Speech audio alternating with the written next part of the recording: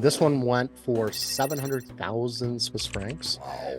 I can report now I was the underbidder on the lot. I went to 650,000 for a client, not for me personally. I don't have that kind of money, but I try to use other people's money wisely. But the other buyer, who I found out later who this was, and they told me they were going to go much higher than 700,000. I won't say how high, but they were going to go higher. So the most important bidder is, and I'll mention it again, is going to be not the highest bidder, but the underbidder, because without an underbidder, you don't get a high price. Yeah, So the underbidder pretty much sets the tone.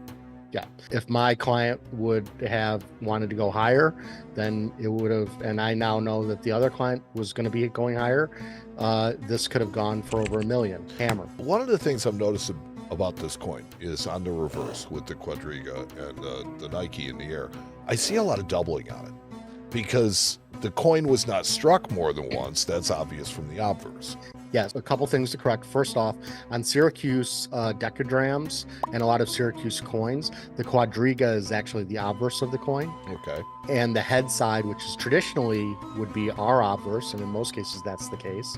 But on Greek coins of Syracuse and descent, they are the reverses of the coin.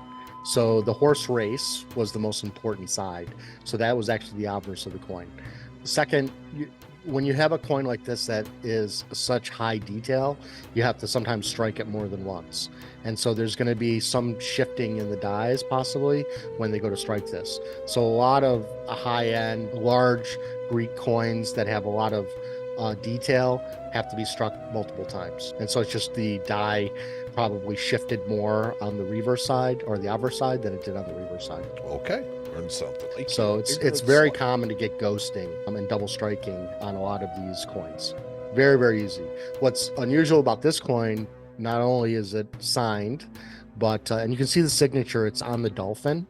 So see on the obverse, you can see just on the dolphin, you'll see the KIMA right there on the dolphin. Looks like an omega. A lot of times, these coins weren't meant for circulation. Obviously, they were actually given out as gifts or collected at the time. And so these were never in circulation per se. And we know that they were collected because so many of these survived.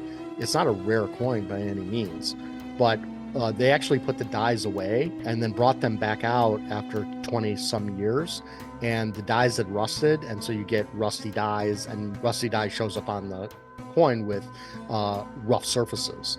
And that's still a mint state coin as struck, but it just happens to be that the dies weren't used for a long period of time. So to get one without rusty dies, perfectly centered, signed, perfect on both sides, it's about as good as it gets. Well, the description says that this possibly is the finest specimen known. And I would probably agree.